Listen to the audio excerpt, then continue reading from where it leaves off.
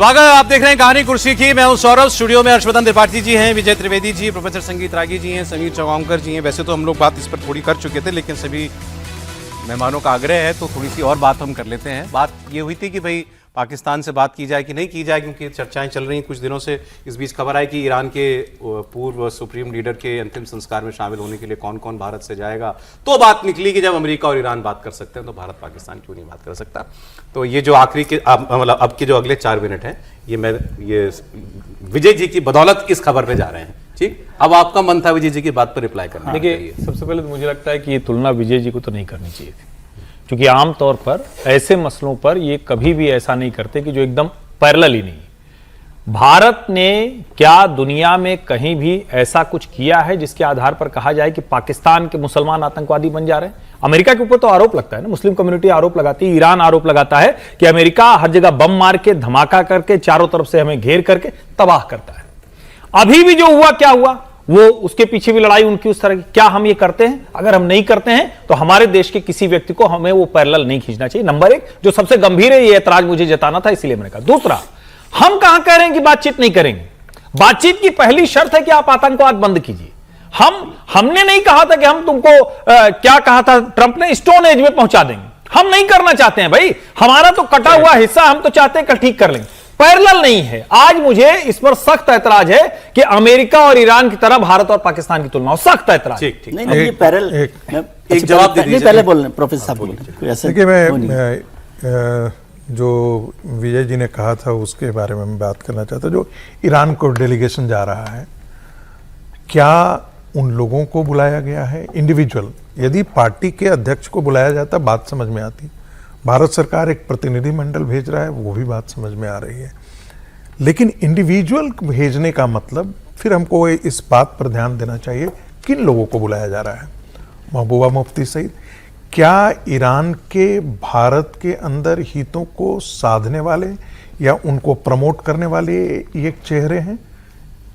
क्या पवन खेड़ा किस हैसियत से वहां पर बुलाया जा रहा है? क्या सलमान खुर्शीद को किस हैसियत से बुलाया जा रहा है? हो सकता है सलमान खुर्शीद तो विदेश मंत्री रहे हैं, हो सकता है उनके संबंध है विदेश का जो सेल, लेकिन पवन जी को बुलाना, बाकी इंडिविजुअल्स को बुलाना, क्या ये सवाल मेरे मन भी आ रही है। अच्छा, न्योते दे कौन रहा है? नहीं, कहां खोज के दे रहा है? क्या मैंने इसीलिए कहा कि इंडिविजुअल जो हैं, क्या ये ईरान के भारत में हितों को साधने वाले लोग? अफजाल अंसारी का नाम ये सवाल मेरे अंदर आता है। ये जो आपके मन में सवाल है, ये ईरान एम्बेसी की जो एक्टिविटीज हैं उससे बहुत आसानी से समझा जा सकता है। सवाल नहीं है, इसका बाकायदा जवाब है। लेकिन मैं तो उससे आगे कह रहा हूं, क्या राहुल जी और प्रियंका जी को इसीलिए नहीं बुलाया गया? क्या राहुल जी और प्रियंका जी इसीलिए नहीं जाएंगे? करना सब वो है, लेकिन आपको वो दिखे नहीं? भाई, इसमें तो होना ही चाहिए था। जितनी चिंता जताई थी, जितने बड़े बड़े लेख लिखे थे, राहुल जी और प्रियंका जी को तो अब तक अपना टिकट बुक करा लेना चाहिए था। और खबर आया हो और मना कर दिया हो, या जाना चाहिए? पता नहीं मुझे। भाई, जाना चाहिए। बीजेपी किसी और का नाम सुना आपने नितिन नवीन के अलावा? नहीं, अभी तो नहीं सुना। पार्टी है, किसी को भेज देगी प्रतिनिधिमंडल से, कांग्रेस का। चलिए, अब आपके मूल एतराज का जवाब आ जाए। मैं कह रहा हूं, ये शायद हर्ष जी ने गलत तरीके से समझा। ये पैरेलल नहीं है ईरान, अमेरिका और भारत पाकिस्तान। मैं कह रहा हूं कि कोई भी युद्ध का या कोई भी जो संबंध है, उनका जो अंतिम शस्त्र है वो है बातचीत। वो है पैरेलल। ये नहीं है कि अमेरिका और ईरान के बीच के रिश्तों की बात क्या हो रही है और भारत पाकिस्तान के रिश्तों की बात। और ये बात आज नई नहीं है। मैं दिनकर साहब को, रश्मि रथी तो सब लोगों ने पढ़ी हुई है यहाँ पर। रश्मि रथी की 2 लाइन आपको पढ़ देता हूँ। सबको सुमार्ग पर लाने को, दुर्योधन को समझाने को, भीषण विध्वंस बचाने को भगवान हस्तिनापुर आए, पांडव का संदेशा लाए। दो न्याय अगर दो तो आधा दो, पर इसमें भी यदि बाधा हो तो दे दो केवल 5 ग्राम, रखो अपनी धरती तमाम। ये पूरी बात है। मैं इस रेफरेंस में कह रहा हूं कि कृष्ण जो है, फिर बात की। नहीं, एक लाइन दुर्योधन नहीं माना तो क्या करना पड़ा? थोड़ी शांति तो रख लो। एक लाइन बोलो। अरे आप पूरी बोलना। कंप्लीट करो। ठीक है, मैं तो ये कह रहा हूं, मौका दीजिएगा। केवल रेफरेंस क्या है कि युद्ध से पहले बातचीत का एक मौका होना चाहिए। और दूसरा और कहता हूं, सुनिए ना, हमेशा कितने भी युद्ध होते हों, और मैं आज लिख कर दे रहा हूं, जितने लोग बोल रहे हैं ये बातचीत तो पर आएंगे ही आप, इसको मैं आज गारंटी से लिख कर दे। दूसरा एक और उदाहरण हम वहीं से देते हैं, माइथोलॉजी से, राम और रावण का युद्ध। युद्ध से पहले राम भी रावण के पास संदेशा भेजते हैं कि भाई इस पर क्या हो सर सकता मैं है। सारी बातों से सहमत हूं, मैं तो पूछ रहा हूं कौन से भी युद्ध के बाद, किसी इससे भी पहले? युद्ध के बाद, लेकिन हर हद युद्ध हो से गई। रावण का भी एक दिन वध करना पड़ा ना, दुर्योधन का भी एक दिन वध करना पड़ा वो था। तब नहीं, तब आपके उससे पास ये पहले सारे मौका, प्रयास किए थे। हाँ उससे पहले सारे प्रयास करने हमें होते हमें कब तक करते रहेंगे? सर कब हम तय करेंगे कि नहीं अब इसके बाद ये पापी किसी माफी के लायक नहीं है? वो उस सरकार के बारे में बात कर रहे हैं जो अचानक एक लाइन एक डीजीएमओ का फोन आ जाने के बाद ऑपरेशन सिंदूर को उस पर ले जाता है, विराम कर देता है, रोक देता है। आप कर लेते फैसला यही उसमें। प्रयास था जो आप कह रहे हैं होना चाहिए। नहीं बातचीत, सौरभ, इसीलिए मैं कह रहा हूं, तो इसका मतलब सरकार भी जानती है, सौरभ, किसी भी सौरभ, युद्ध को सौरभ बातचीत बोलना जहां है। रुकती है वहां युद्ध शुरू होते हैं। सौरभ जहां एक लाइन, युद्ध- देखिए भगवान हस्तिनापुर कोई जरूर- युद्ध बिना बातचीत के भगवान खत्म नहीं हस्तिनापुर जरूर गए, लेकिन द्रौपदी ने उनसे पूछा था, कहा कि सुना है माधव तुम हस्तिनापुर जा रहे हो, तो कहा हाँ जा तो रहा हूं, सुना है कि संधि करवाने जा रहे हो, समझौता करने, तूने वचन दिया था, तो बोला बोलो, तो कहा युद्ध लेकर के आना, युद्ध लेकर के आना। युद्ध लेकर के आना। और तब उन्होंने कहा होगा तो वही, क्योंकि कृष्ण ने तो रश्मि रथी ही, तो उसी को आगे पढ़ लीजिए ना, कि जब भगवान ने विराट रूप दिखाया तो बोला कि तुम पहचानो कि तुम कहां हो, तो वो तब कि होता है ना जब मृतकों से बातचीत पटी फेल हुई होती भू है, रश्मि पहचान रथी कहां पूरी तू सबने इसमें तो पढ़ी है, और मृतकों दूसरी से बात, पटी हुई भू ये है, जो पहचान सरकार कहां है, तू इसमें है, ये जो सरकार ये भी है, कृष्ण ने कहा। मुस्कुरा रहे हैं एक चीज और एक लाइन और बोल दूं कि ये जो सरकार है वो अटल बिहारी वाजपेयी की लीडरशिप वाली पार्टी की सरकार एक बात मैं बोल दूं सर, बस आपको आमतौर पे इतने शब्दों की जरूरत नहीं पड़ती। नहीं, मैं तो वो आज रश्मि आज रथी आज आज पढ़ रही है। नहीं पढ़ रही, क्योंकि ये समझने एक की लाइन बात है मुझे ना, रश्मि बोलना रथी को इसलिए जिक्र किया कि एक- श्री कृष्ण कोई भी युद्ध बिना ठीक, चलिए, बातचीत के ठीक। खत्म नहीं हो एक सकता, लाइन, ये मैं आपको चूंकि- लिख कर देता हूं। चूंकि जो संदर्भ विजय जी ने दिए वही तो भारत सरकार की नीति है, और फिर भी विजय जी दूसरी तरफ बात चलें, कर रहे हैं। ठीक। भारत सरकार कह रही बात करेंगे, हाँ, लेकिन जिस दिन अधर्म यानी सर आतंकवाद बहुत कुछ समाप्त हो छूट जाएगा, जाएगा। धर्म की चलिए स्थापना करेंगे। इस पर तो आप लोग 4 घंटे बात कर सकते हैं, मैं जानता हूं। सर एक लाइन में पाकिस्तान ऐसा सांप है, आप उसको कितना भी दूध पिलाओ वो जहर ही उगलेगा, उससे कोई बातचीत की जरूरत नहीं है, उसको सबक ही सिखाना पड़ेगा, और उसके बिना वो मानने वाला है नहीं। पाकिस्तान से कभी बातचीत नहीं होना चाहिए, इतनी बार बातचीत की, मुझे लगता है इस बात का भारतीय सरकार को पश्चाताप मैच करना खेलना चाहिए, चाहिए। उसको तत्काल खत्म करना चाहिए। वो हमेशा ये हरकत करते रहने वाला बातचीत करें ना पाकिस्तान, वो करें, कभी मैच नहीं खेलना सुधरेगा। क्योंकि वो एक क्रिकेट का मैच खेला था ना, वो कह रहे हैं पहलगाम के बाद। तू कहते हैं अंतर्राष्ट्रीय भारत पाकिस्तान सीरीज नहीं हुई ना, तो अंतर्राष्ट्रीय मजबूरी आ रही थी। अरे चलिए आगे बढ़े, ये बात खत्म नहीं होगी कभी सर। अच्छा, एक इंटरेस्टिंग खबर मैं क्या था आपको बताऊंगा। रूस इस वक्त जबरदस्त एनर्जी क्राइसिस से गुजर रहा है। युद्ध की वजह से वो ड्रोन मिसाइल मार मार के बहुत सारी रिफाइनरियां बर्बाद कर दी हैं यूक्रेन ने। लेकिन आप आगे देखिए क्या हो रहा है उसमें। यूक्रेन के हमलों से रूस की कई रिफाइनरीज तबाह होने के बाद तेल की किल्लत। अब ये रूस सही वीडियो मैंने देखा, ये लाइनें दिख रही हैं, ये देखिए सही लाइन, इतनी तो हमारे यहाँ नहीं लगी, और वो तो तेल के दुनिया के तीसरे चौथे भंडार पे बैठा है रूस। वहां ये लाइनें लगी हुई हैं तेल खरीदने के लिए गाड़ी, ये वहां वहीं से किसी ने वीडियो बना के डाला। ऑयल राशनिंग शुरू हो गई है रूस के अंदर ताकि इस संकट से किसी तरह लड़ा जा सके, लेकिन परेशान हो रहे हैं लोग। अब ये इरकुत्स्क शहर का ये वीडियो है, गाड़ियों की लंबी लंबी लाइन, कई किलोमीटर तक गाड़ियां दिख रही हैं। खत्म कर दी इस यूक्रेन संकट में। काल में भारत रूस की मदद करने के लिए आगे। आप पूछेंगे कैसे, हम तो खुद रूस से तेल खरीदते हैं, बात ठीक है। 60,000 metric ton gasoline petrol Bharat से रूस भेजा जा चुका है, और ये खबरें हैं कि 30 से 40,000 मीट्रिक टन से भरे 2 और जहाज रवाना किए गए, ऐसी खबरें छपी हुई हैं। भारत ने रूस से क्रूड ऑयल की खरीद का भी नया रिकॉर्ड बना दिया है। जून महीने में 70.5 मिलियन बैरल कच्चा तेल रूस से आयात किया हमने, मतलब 2.35 million barrel per day. America ने हम पर सैंक्शंस लगाए थे ये कहने के लिए, तो अब ये बात भी पूछनी पड़ेगी कि भाई अब ये स्ट्रेटेजिक ऑटोनॉमी है या गुलामी है कि आप रिकॉर्ड संख्या में तादाद में रूस से तेल खरीद रहे हैं इस वक्त। आप ऐसी कोई खुली छूट नहीं दे रखी है इस वक्त भी अमेरिका ने कि जितना चाहे उतना तेल खरीदो। आप रिकॉर्ड तेल, कच्चा तेल खरीद रहे हैं और उसको एक्सपोर्ट भी कर रहे हैं। यूक्रेन युद्ध लड़ रहा है अमेरिका की मदद से, और हम रूस को तेल एक्सपोर्ट भी कर रहे हैं और इंपोर्ट भी कर रहे हैं। समीर जी, मेरे तो मैं रूस के बारे में कहूंगा, ये बहुत संकट का समय है रूस के लिए, और मुझे लगता है कि अगर पुतिन जिस तरीके से अभी देश को चला रहे हैं कि भाई यूक्रेन आप पे इतने ड्रोन अटैक कर रहा है, यूक्रेन ने आपकी रिफाइनरी पे हमला कर दिया, आप 4 साल से आप युद्ध का निपटारा नहीं कर पा रहे हो, अगर ये स्थिति चलेगी तो जनता सड़कों पर रूस की आएगी। मुझे लग रहा है कि ये पुतिन को देखने की जरूरत है कि इतने लंबे समय के युद्ध के बाद भी वो उसको किसी परिणति पर लेकर नहीं जा पाए, न यूक्रेन ने घुटने टेके, न आप उसमें कोई विजय हासिल कर सके हो। मैं तो कह रहा हूं यूक्रेन खूब लड़ा सर। और अब यूक्रेन ने जिस तरीके से पिछले 15 दिनों के अंदर लगातार अटैक करे, मॉस्को के आसपास के 13 रिफाइनरी को अटैक बनाया और रूस उसका पलट कर जवाब नहीं दे पाया। मुझे लग रहा है कि पुतिन की मुझे अब हार की संभावना लग रही है। क्या पुतिन चाह रहे हैं इस मामले में? क्या लंबा युद्ध खींचना चाह रहे हैं? यूक्रेन तो कहीं कमजोर पड़ता हुआ नजर नहीं आ रहा। जितना लंबा युद्ध खींचेगा बना हुआ है, नहीं बना हुआ, लेकिन ऐसी स्थिति युद्ध की स्थिति कभी नहीं रही ना सर। ऐसा तो मामला कभी नहीं रहा कि आप इस युद्ध में गए। इस युद्ध का नहीं, ये ईरान अमेरिका युद्ध का एक असर, साइड इफेक्ट अच्छा डेटा मिला तो मैं बस शेयर कर रहा हूं आपसे। पिछले 6 महीने में सोना 20% नीचे गिर गया है, चांदी 43% नीचे आ गई है, सेंसेक्स 11% नीचे हुआ है, निफ्टी 8.5% नीचे आया है। और इसमें आप बता भी दें आपको, 24 कैरेट सोना 1,75,000 प्रति 10 ग्राम तोले पे पहुंच गया था, आज 1,40,000 के नीचे है। 22 कैरेट सोना 1,60,000 पर था 10 ग्राम पर, आज 1,28,000 पे है। चांदी 3,80,000 पर केजी थी, आज 2,16,000 पे आ गई। ये तो सबसे ज्यादा गिरावट चांदी में आई है। सेंसेक्स 85,700 से 76,500 के करीब जो है वो आ गया है। सर एक रूस से एक मित्र आए थे अभी 2 दिन पहले, तो वो बता रहे हैं कि यूक्रेन जो है ना, रूस के जो बॉर्डर वाले जितने भी शहर हैं वहां पर रोजाना बमबारी हो रही है और उन लोगों का मतलब डे टू डे लाइफ में बहुत मुश्किल है। सर एक जरूरी आंकड़ा है, और भारत सरकार और तेल कंपनियां, क्योंकि भारत सरकार और तेल कंपनी दोनों इसलिए बोल रहा हूँ, वरना कहें कि वो तय करते हैं वो तय करते हैं, तो भाई साहब $68 के नीचे क्रूड चला आया है। कृपा करके पेट्रोल और डीजल की कीमतें तुरंत प्रभाव से कम कीजिए। लेकिन आज एक $68 नायरा ने भी वापस कर लिया क्या? कितना कम करें ये भी बताइए। नहीं, $68 का तो बड़ा सीधा सा मतलब हो कि नॉर्मल चला गया ना, जितना बढ़ाया था वो सब वापस करो। कितना बढ़ाया होगा? भारत ने कितना बढ़ाया था तेल? 8 अरे बढ़ा दिया। 101 रुपए तक पेट्रोल एक्साइज और वो निकाल के कहें तो लगभग भाई एक्साइज 10 रुपया तो सीधे एक्साइज सरकार ने घटाया था, तो सरकारी खजाने में भी पैसा नहीं आ रहा और जनता को भी लाभ नहीं मिल रहा। ठीक है, चलें, तो ये था आगे। अब आपको बयान जिसका सब लोग कर रहे थे इंतजार, मतलब मैं जानता हूं कि यहां तो सारे इंतजार कर रहे थे, वो मैं आपको दिखा देता हूं। एथेनॉल ब्लेंडिंग, इससे जुड़ा हुआ मामला है, तो इसलिए बड़ी चर्चा चल रही है।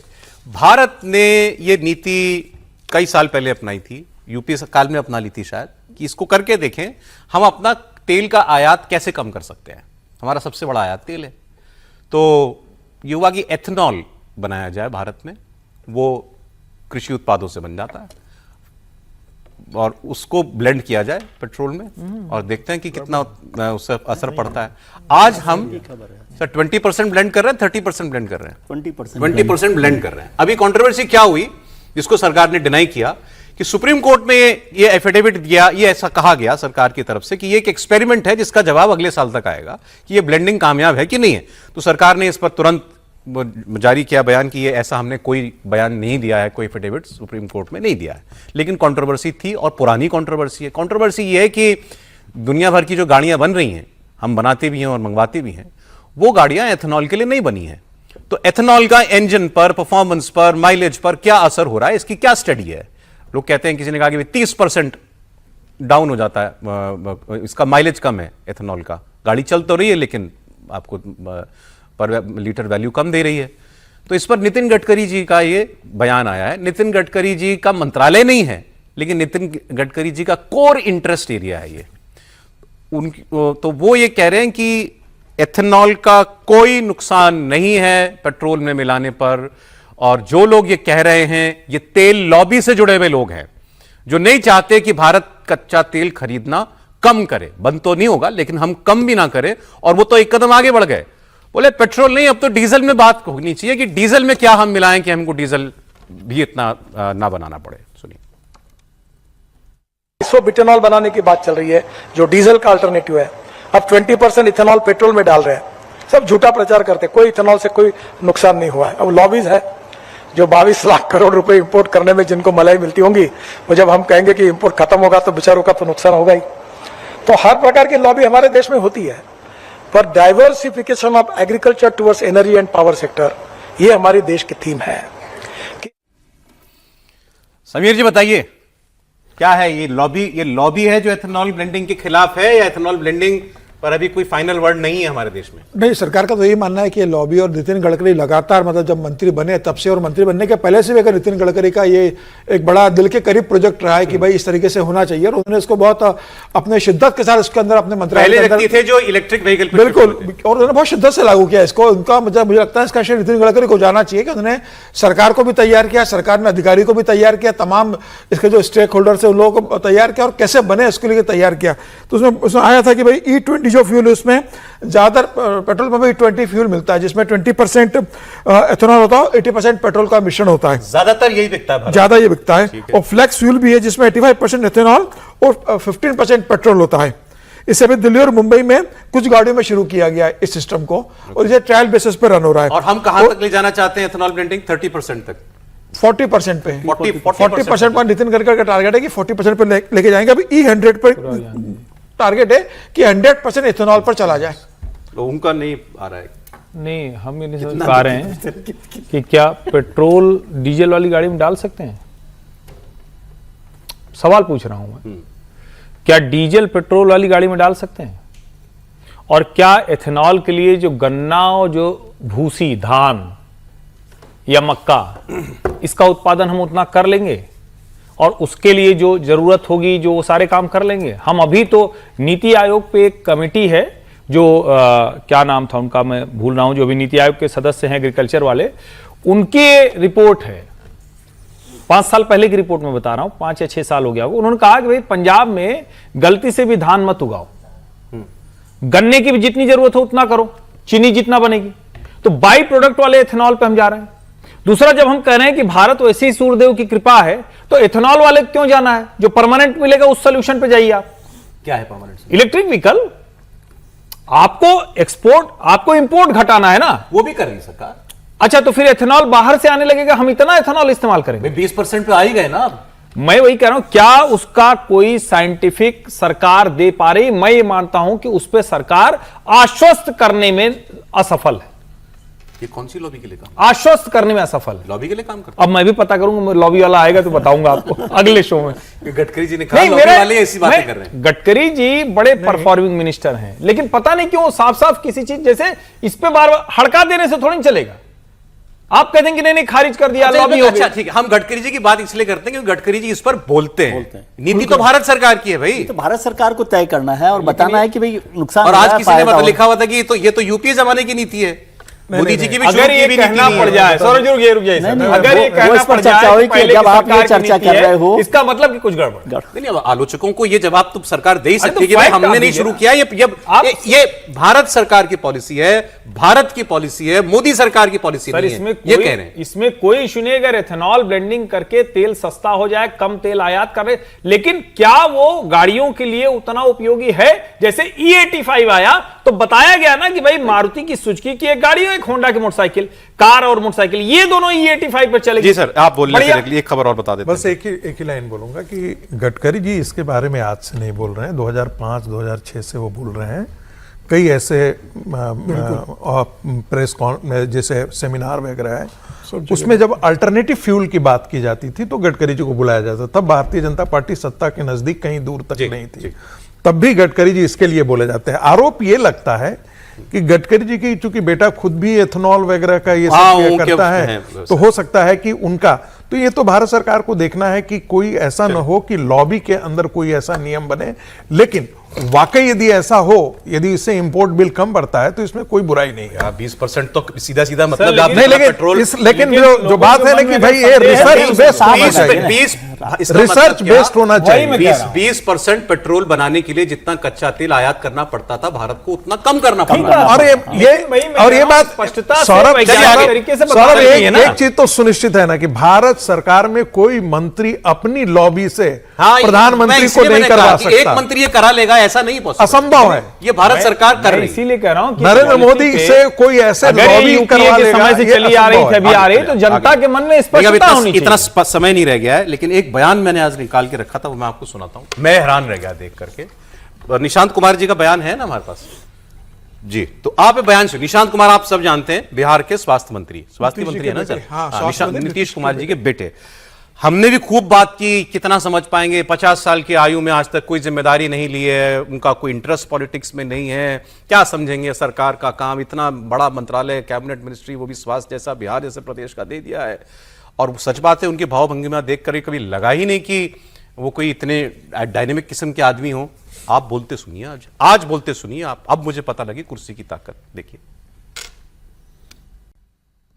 जितने भी स्वास्थ्य संस्थान है, करीबन 15,000 स्वास्थ्य संस्थान होंगे सरकारी इस राज्य में, तो वहां पर हम अभी एक कैमरा लगवा रहे हैं और एक ऐसा सॉफ्टवेयर डेवलप कर रहे हैं कि वो कोई भी डॉक्टर आता है और जाता है, उस बीच में वो क्या करता है उसका रिकॉर्ड हम रखेंगे।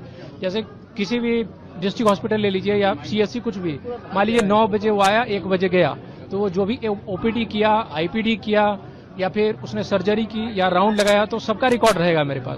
और सब जगह सारे संस्थानों में हम कैमरा लगा रहे हैं ताकि हम कैमरे से ही जुड़ सकें। हमारे स्वास्थ्य विभाग में एक कमांड एंड कंट्रोल सिस्टम है, तो वहां से मैं इसको मॉनिटरिंग करूंगा। हमारी कोशिश है कि हम जो दवा दे रहे हैं वो जनता तक पहुंचे, उसका कंपोजिशन ठीक रहे और वो सही मात्रा में और सही ढंग से जनता को मिले, इसके लिए हम प्रयासरत हैं। बिहार के अंदर जितने हॉस्पिटल है, ऐसे मतलब रूपांतरण है भाई, रूपांतरण है। अच्छा, इनके मुंह से कुछ सुनने को लोग तरस जाते थे, और देखिए क्या अपने विभाग के बारे में क्या फटाफट छटाछट बोल रहे हो। सौरभ जी, अभी कुछ दिन पहले की बात है, नितिन जी ने कहा कि हम दोनों एक ही इंजीनियरिंग कॉलेज से पास आउट हैं। नितिन नवीन जी ने, गडकरी जी ने, नितिन नवीन जी ने, गडकरी जी ने नहीं, नितिन नवीन जी ने, नितिन गडकरी जी ने नहीं, लेकिन आप इंप्रेस हुए सुन के? नहीं बिल्कुल भाई, ये तो नहीं मतलब जो एक तैयार होता है और हमको लगता है अवसर देना चाहिए। नहीं, एक जो डिसीजन लिया है उसकी बहुत बिहार के अंदर प्रशंसा हो रही है कि जितने भी हॉस्पिटल्स हैं बिहार के अंदर, वहां सब जगह एमआरआई और एक्सरे, ये सब दोनों फ्री होगा। लोग क्या ये तो पता नहीं, कर कितना लेंगे पता नहीं, ये अपने विभाग को समझ रहे हैं, इससे ये समझ रहे हैं। एक लाइन बोल रहे हैं, जितने लोग, जैसे तेजस्वी के पास क्या है कि वही विरासत है और उसी आधार पर उप मुख्यमंत्री और वही सब कुछ है। निशांत की बड़ी आलोचना हुई है, हाव भाव, ढीले ढाले, बोले कैसे, और अगर वो कमाल कर गए तो अपनी राजनीति लेकर आएंगे, तब नीतीश कुमार की शायद सही विरासत आगे बढ़ती हुई दिखेगी। जब बने थे निशांत जी, तब भी हमने कहा था कि उन पर इतनी जल्दी प्रतिक्रिया देने की जरूरत नहीं है कि क्या कर रहे हैं, और आज भी इतनी जल्दी प्रतिक्रिया देने की जरूरत नहीं है। सिर्फ बोलने की तारीफ, इसलिए मैंने कहा कि आज भी उनको इतनी जल्दी बड़ा लंबा है,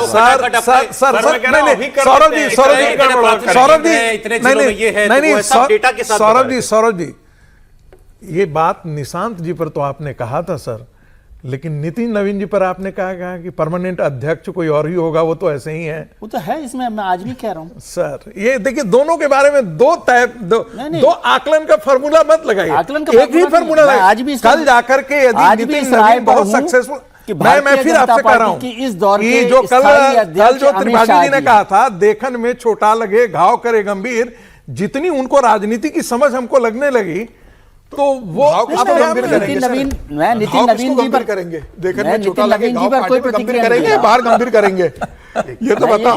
निवेदन कर रहा हूँ कि विजय जी वाला जो है ना, मैं कह रहा हूँ कि नितिन नवीन जी पर रेडिएशन इधर आ गया है। चलिए सर जी, समय नहीं है, आप लोग तो बड़े हो गए, कुर्सी मुझे ही दिला दी। कुर्सी के बाद ये होता है कुर्सी मिलते ही रट के अच्छा आए थे सर, लेकिन रट के अच्छा आए थे, रट के आए थे, पता नहीं, कह रही है मूल्यांकन जारी रहेगा। बहुत धन्यवाद सर, आज समय इतना ही था। त्रिपाठी जी बहुत आपका धन्यवाद, विजय जी का, प्रोफेसर साहब का, समीर जी का बहुत शुक्रिया आपका। कल फिर मिलेंगे 1 बजे आपसे।